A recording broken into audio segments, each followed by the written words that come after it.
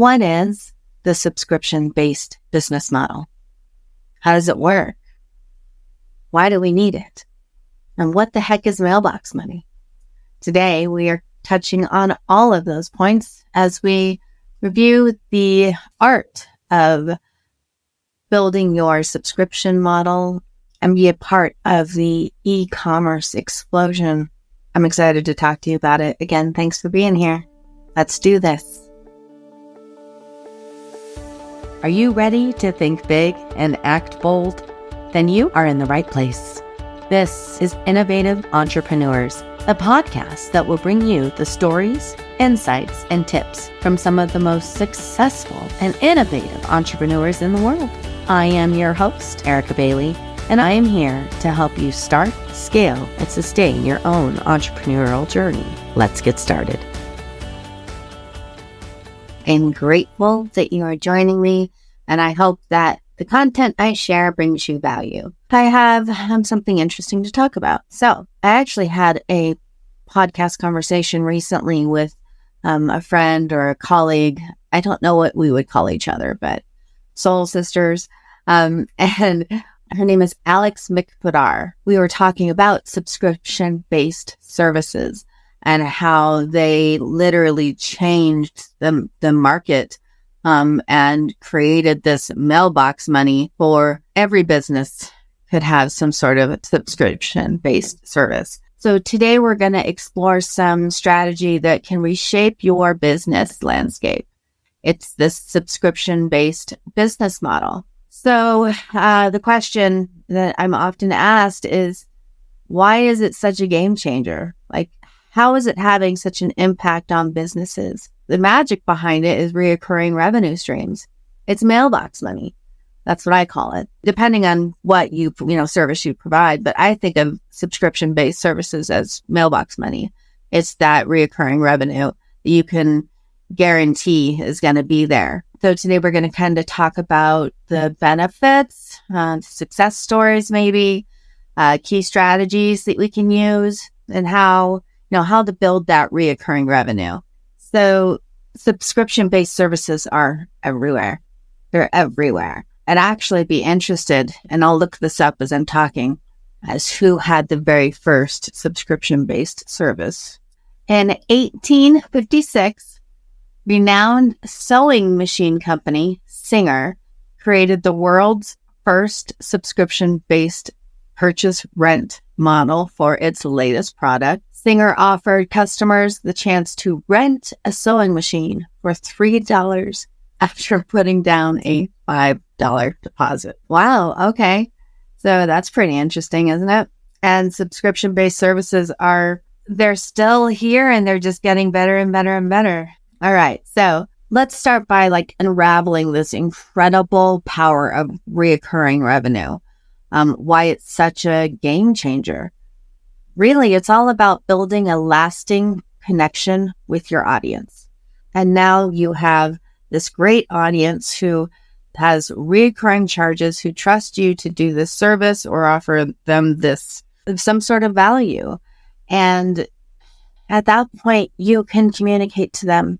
You can email them. You can chat with them in the groups. You can actually communicate and talk and be part of your audience, right? So when you're able to build that lasting connection because they are this reoccurring client, you can build such great relationships that the referrals are going to be your number one source.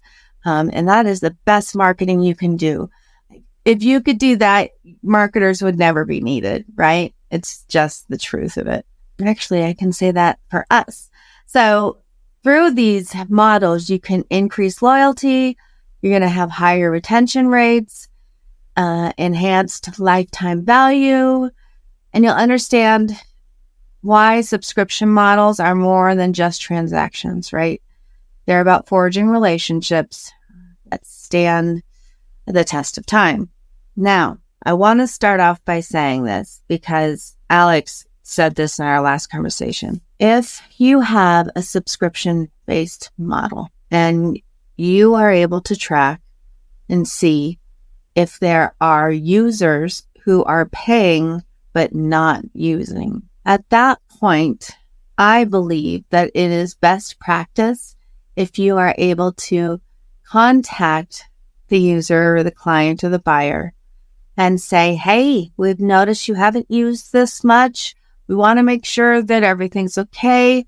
If we don't hear back from you, we're going to go ahead and close your account because we don't want you to be charged additional money without us having contact with you. So that's the type of treatment I believe and I would, suggest businesses offer when we're looking at these recurring charges. So let's talk about some of the best subscription models. So Netflix, obviously, the Dollar Shave Club, like that thing that guy went huge. That product went huge. And the marketing, the video or the TV, the commercials were so amazing that it was just like, it made total sense, even though it didn't make any sense at all. That was a good one, right? You have BarkBox. And I was actually thinking about getting that, to be honest with you. So I'm going to have to check that one out. They've created loyal subscribers by delivering value and convenience. Oh, Amazon. I mean, that's like the top. You have to pay to be an Amazon Prime member. You don't even realize that you pay for that service. Because I guarantee you, especially if you have an Amazon credit card that's tied to your account, you don't even realize it's there. But it's so worth it, right? To the people who use it. There's so many. Ultimately, again, these brands, these businesses, these owners, they are considering the needs of their loyal subscribers. They're delivering value and convenience. And I think that's important to remember. So how do you build your subscription model? Are you ready to dive into the subscription world with me? Okay, let's discuss the essential elements for building your successful subscription-based business model. All right, here we go. Pricing, right? That's the first thing we have to tackle. So write that down, all right? You need to consider factors like value perception, competitive analysis, and crafting perfect pricing tiers. Okay, so pricing, obviously it's the biggest one.